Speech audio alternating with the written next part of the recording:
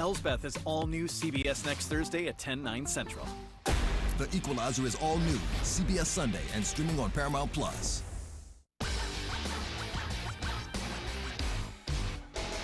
We'll have some good southerly winds for tonight. That'll keep our temperatures a little milder than the past couple of nights. Rest of the forecast into the weekend coming up. Good evening, everyone. I'm Kevin Hodge. Tonight on your WZMQ 19 News, a new report is revealing more details about what happened within the Secret Service during the first assassination attempt on former President Trump. Plus, governors in the Midwest, including Gretchen Whitmer, are traveling with the Harris-Walz campaign bus. Tonight they made a stop in East Lansing. And the Delta County Cancer Alliance wraps up their breast cancer fundraising campaign. We'll hear how much money they've raised so far. Your 19 News at 11 starts now.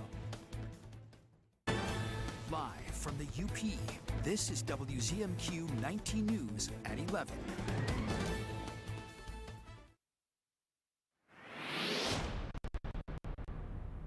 Checking out the forecast for Friday, boy, it looks pretty good for the end of the week. Chilly start, but not as frosty as the last couple of days. And we'll be up into the mid-60s later on in the afternoon. We'll have a good southwesterly wind, but that's not bad when the temperatures get into the mid-60s at this time of year.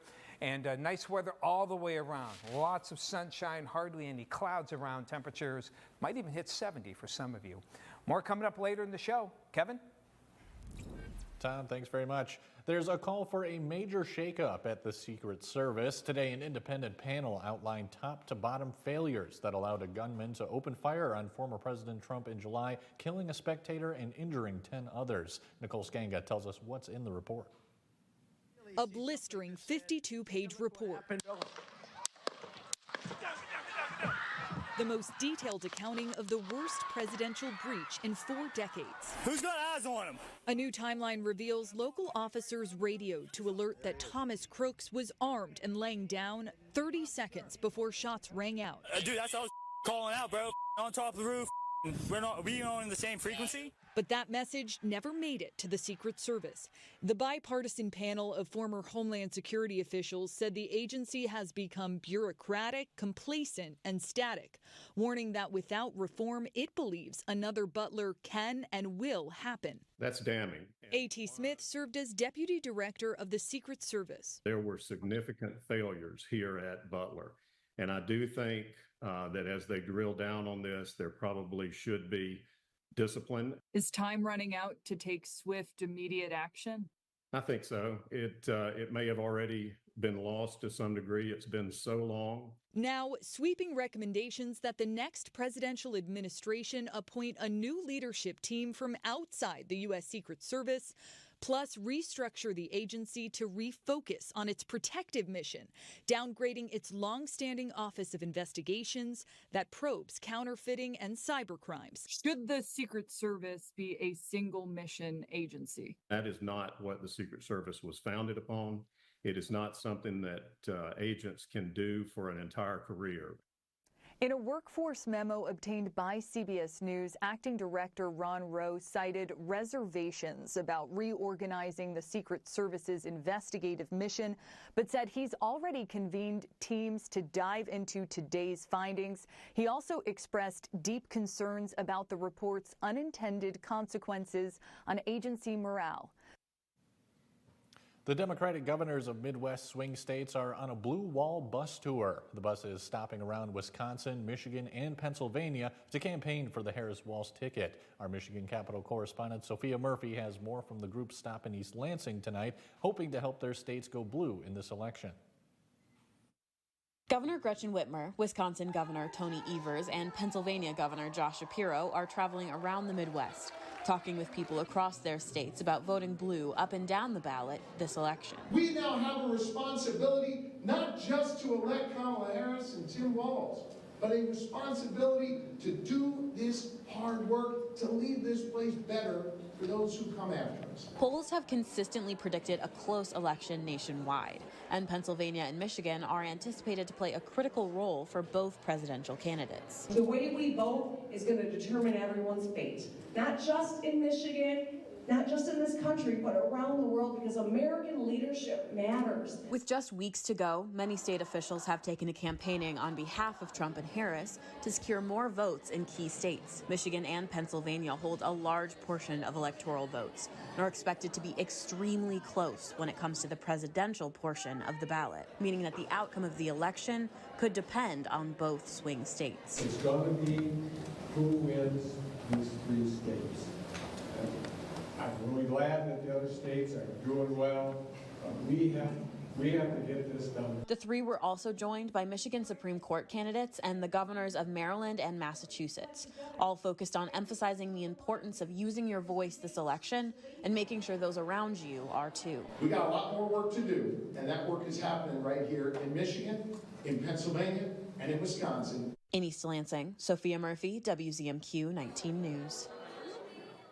Tonight, the Delta County Cancer Alliance wrapped up an inaugural fundraising event for Breast Cancer Awareness Month.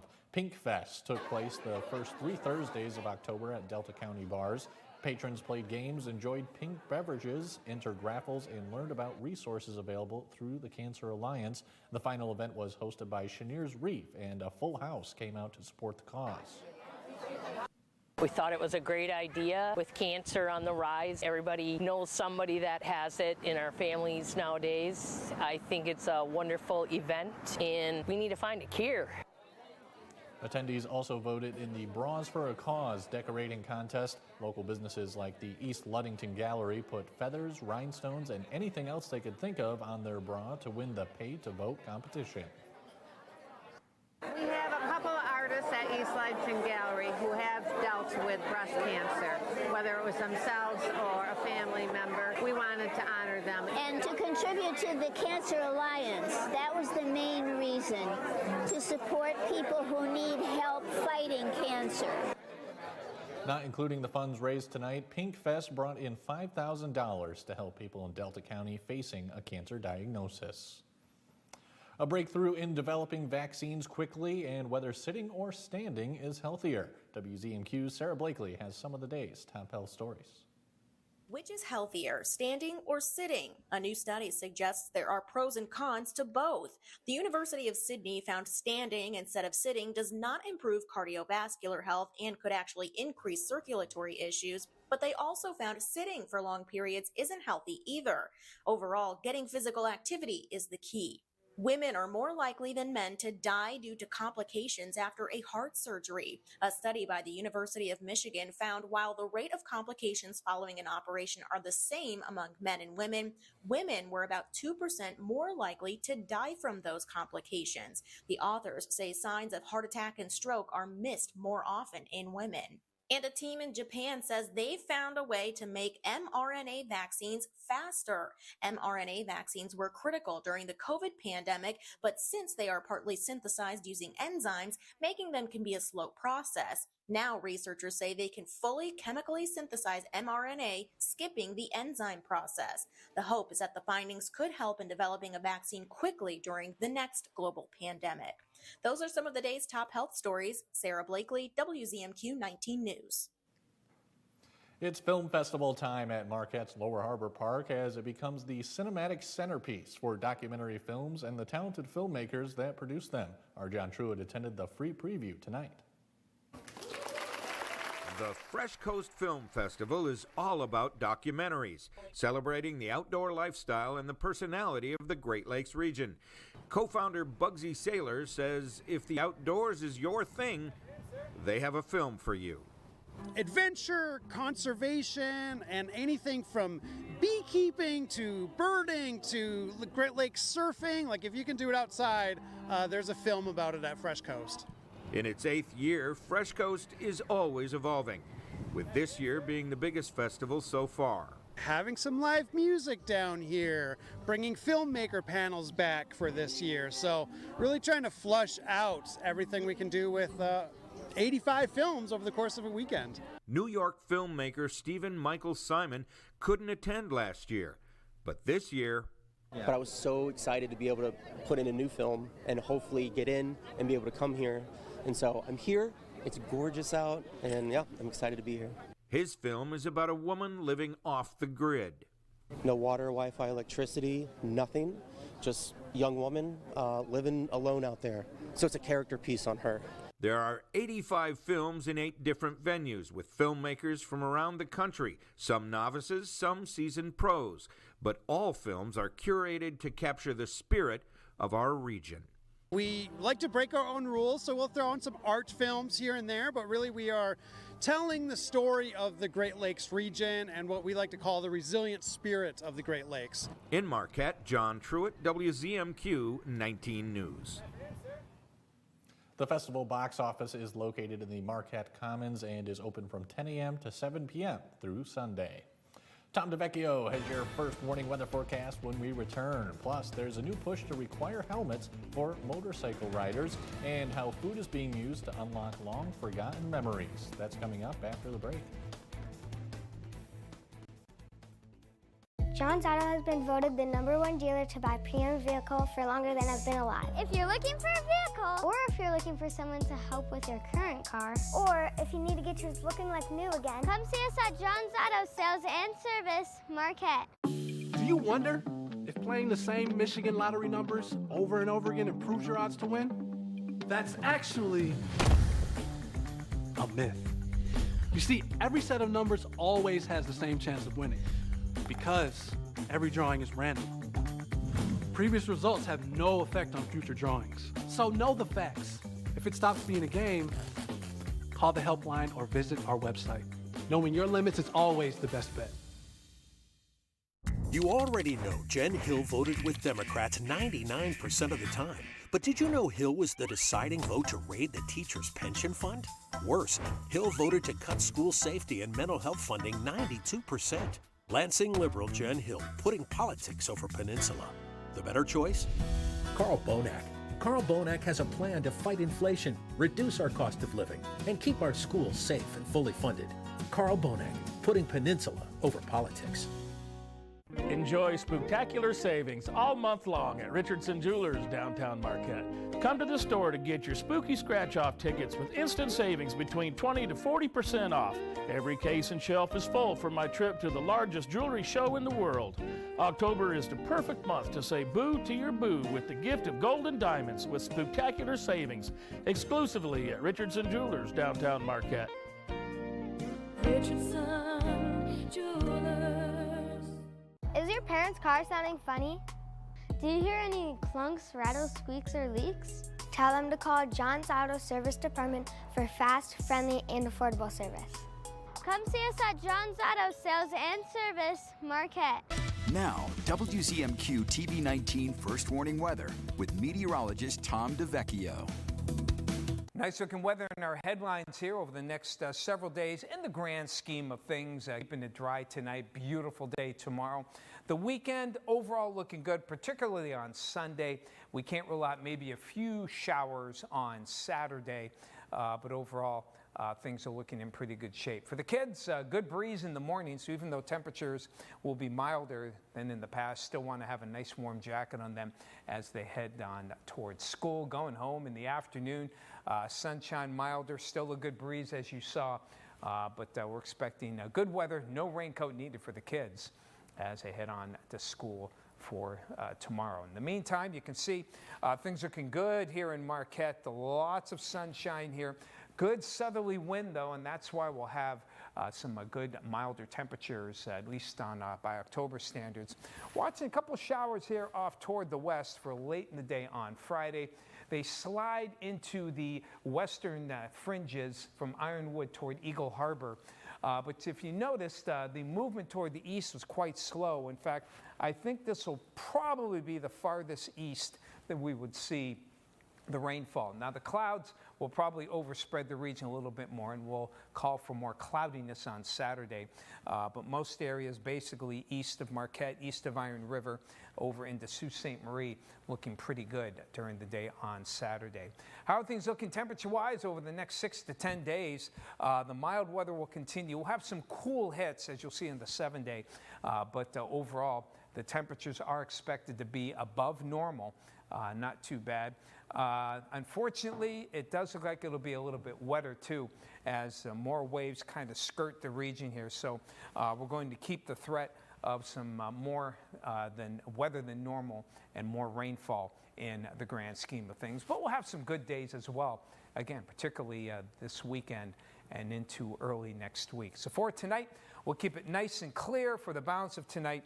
Temperatures, some spots may drop into the 30s, the protected areas, but most of you, as you can see, dropping into the 40s, even near 50 at Eagle Harbor.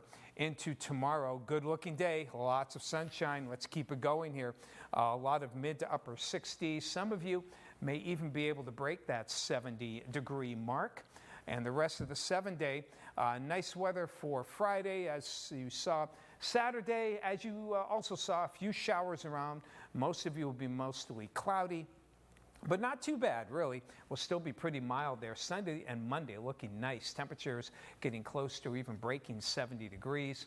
Clouds thickening up for Tuesday. Here's our chilly hit for Wednesday and Thursday. Showers likely, particularly on Wednesday, but by Friday, temperatures should rebound once again. Thanks, Tom. It's well known a helmet can save a motorcycle rider's life in a crash. A new analysis looks at just how many lives could have been saved if more people wore helmets. Chris Van Cleve reports. Stephen Buckner loved taking his motorcycle on long trips, but it was during a short ride home from work last year when he crashed trying to avoid a pothole. I kind of just lost control. The bike fell on top of me, probably slid maybe like 10 yards down the road. Buckner was rushed to the hospital with cuts and a broken ankle, but his head was fine thanks to his helmet. I'm definitely fortunate that I have my helmet on. I swear by it. He chooses to wear a helmet, although in Ohio, where he lives, the law only requires riders under 18 years old to wear one. In other states, it's under 21. In fact, only 17 states and Washington, D.C. have laws making it mandatory for riders of all ages to wear helmets. Helmets cut the risk of fatality in crashes by 37%. And it cuts the risk of traumatic brain injury by 2/3. Eric Teo from the Insurance Institute for Highway Safety says there were more than 193,000 motorcycle deaths from 1976 to 2022. In a new report, IIHS estimates more than 22,000 lives could have been saved if every state required all riders to wear a helmet. Helmet laws that cover all riders, not just ones of certain ages, are the most effective way to increase helmet use. Buckner, a father of 4, credits his helmet for saving his life. I tell people all the time, my helmet, it did more than just save me. It saved a husband, it saved a father. IIHS found in states with all rider laws, helmet use was typically 2 to 3 times higher than in states without those laws. Michigan is one of the states that doesn't require motorcycle riders to wear a helmet as long as the rider meets certain criteria. What if a simple meal could have helped unlock forgotten memories? Itay Hod looks at a new experimental program that's helping dementia patients remember with a heaping helping of their favorite childhood meal.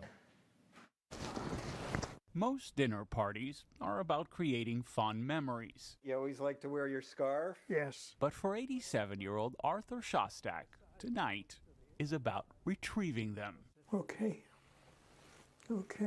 Once a professor, Arthur's words don't come as easily as they used to. He is asking within a short period of time about things that we had just discussed. Arthur is getting ready for a special meal, working on recreating one of his favorite dishes from his childhood, his mother's recipe for a Jewish potato pancake called a latke. You have to grate the potatoes, you have to grate the onions.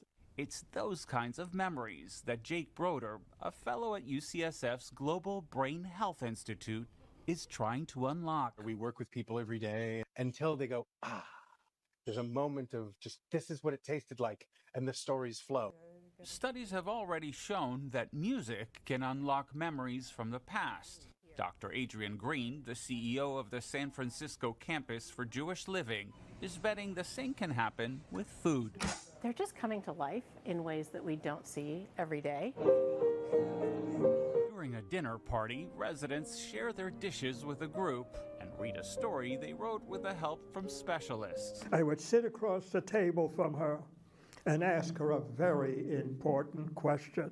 Sour cream or applesauce? For his son Mark, it's a rare moment of hope. That was wonderful to hear. making this a night to remember. Future dinners are being planned in other parts of the country, including Maine and Wisconsin, and researchers hope that will provide even more data. Mike has your sports. When we come back, he has some volleyball highlights, including Hancock taking on Ishpeming. We'll be right back in 2 minutes. Without this procedure, you could die. Question is, can we get permission? Let's check in with Carl Bonak's panel of radical politicians. Carl Bonak is endorsed by a radical group that would criminalize nearly all abortions, putting politicians in charge of our health decisions. Their plan outlaws abortions even after rape or incest. Wait a minute, don't I have a say in this? I'm sorry, not with Carl Bonak and Lansing. Houghton's the spot where we get all 4 seasons, the snow, the shine, everything in between. So the shoes are everything. You know, what you have is gonna help you perform better, perform longer, stay injury-free longer. Whether you're a runner, walker, or you're just looking for a shoe to get yourself through the day, we'll take an extensive approach to finding the shoe that's right for you. Whatever surface that you're gonna be on, we've got you covered. Here's your WZMQ CBS This is Home Community Calendar.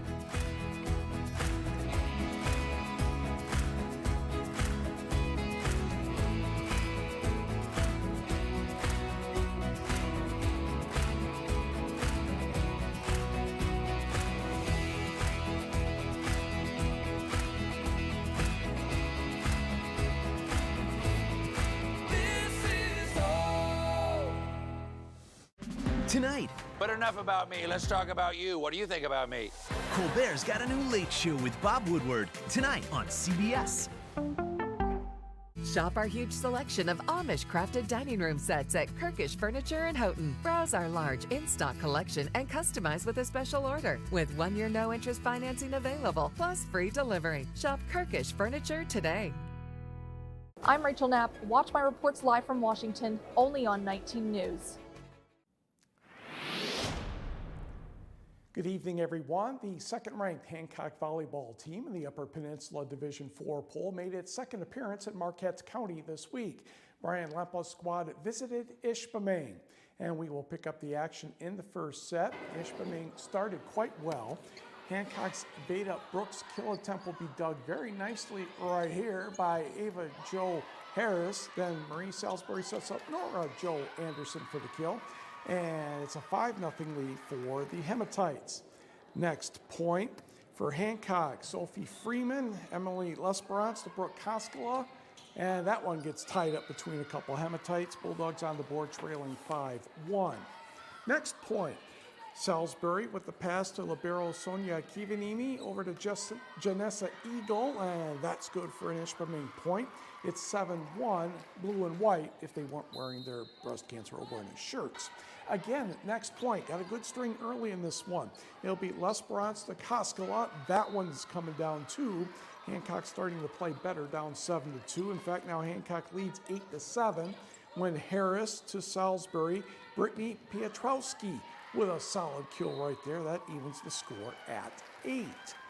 Jump ahead a bit for Hancock. Alice Larson to Lesperance. Sadie Biakala, the left-hander, puts it down.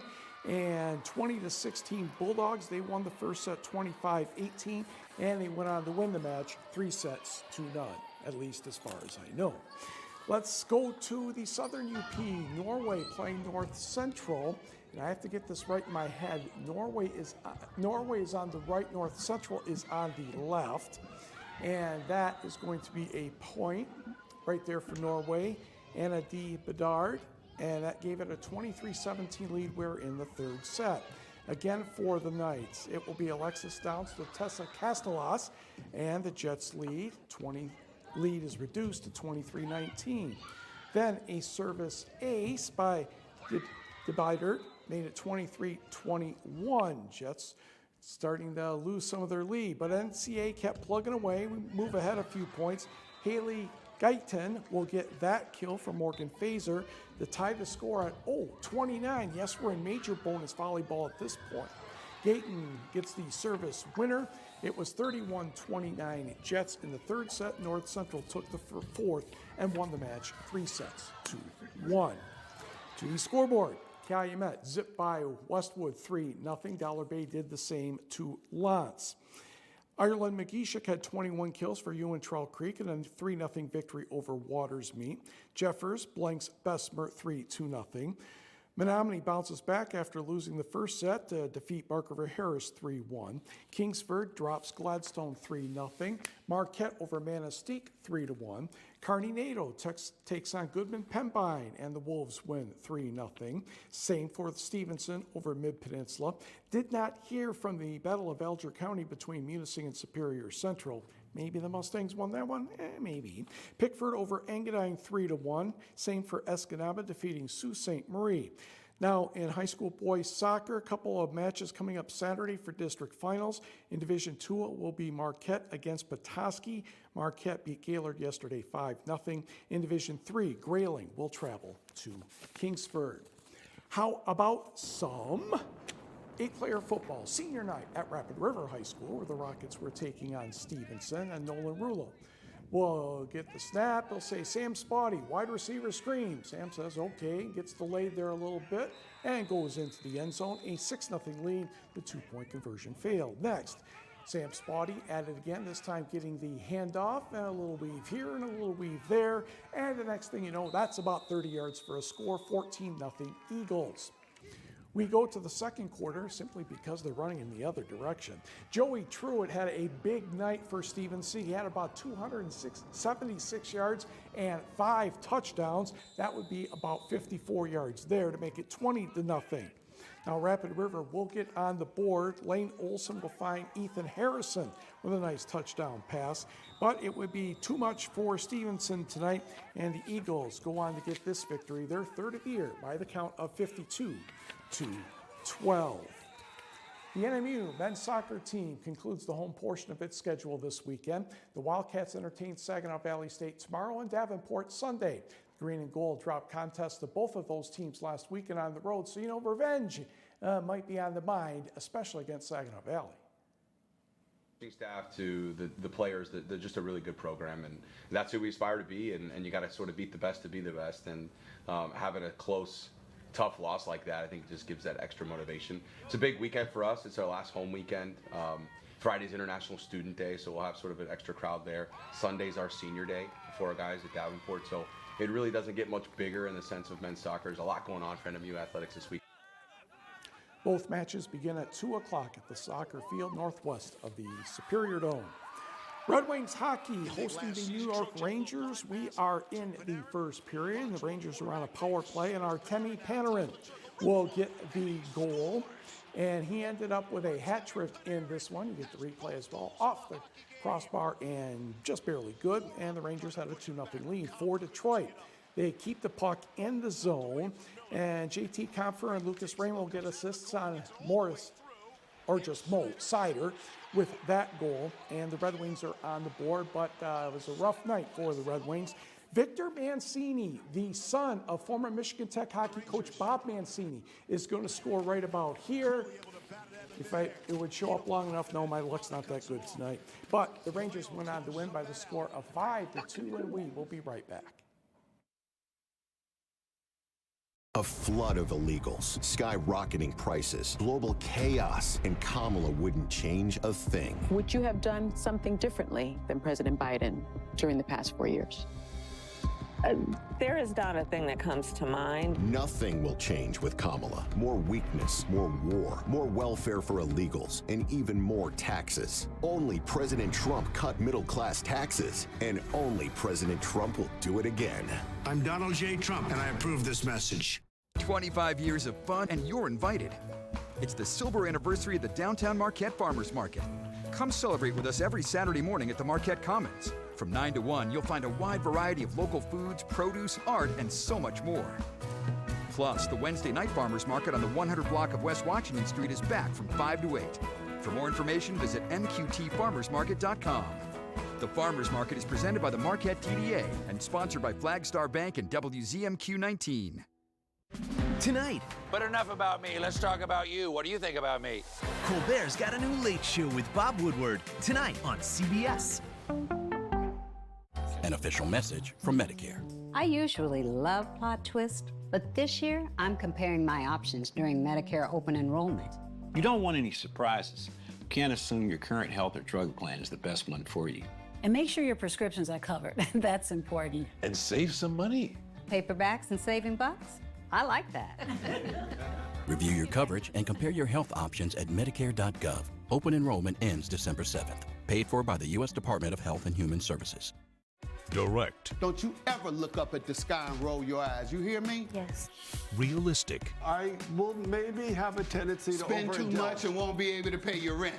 He holds the line. I resent it, and I resent you for doing it. Mathis Court is in session. Weekdays on WZMQ CBS. We have a pretty nice night in the area. The winds, even though with clear skies, the winds will be pretty steady, and that plus there's southerly winds, and that should keep our temperatures up here, mainly in the 40s. Even along the Wisconsin border, temperatures should stay at or above that 40-degree mark, and that leads into some beautiful weather tomorrow. Still a good breeze, so hold on to your hats there, but at least it'll be a mild breeze. Everyone breaking at least into the mid-60s.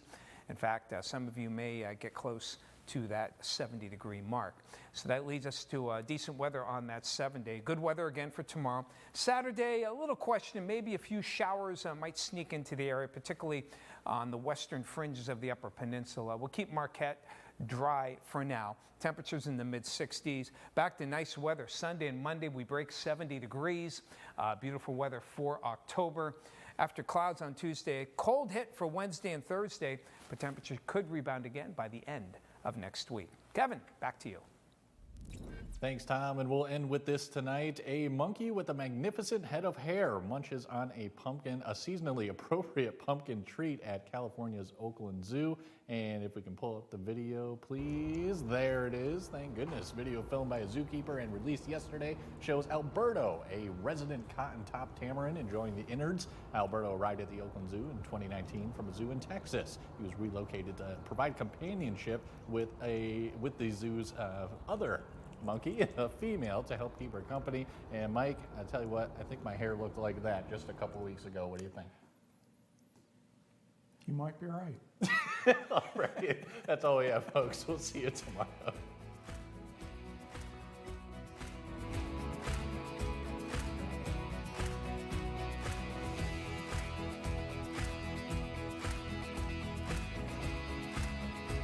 #19 News is brought to you by Kirkish Furniture. In Michigan, we know what a functioning border looks like. But no one's proud of what's happening at our southern border, and everyone in Washington's to blame. I'm Melissa Slotkin. I've spent my life protecting the homeland.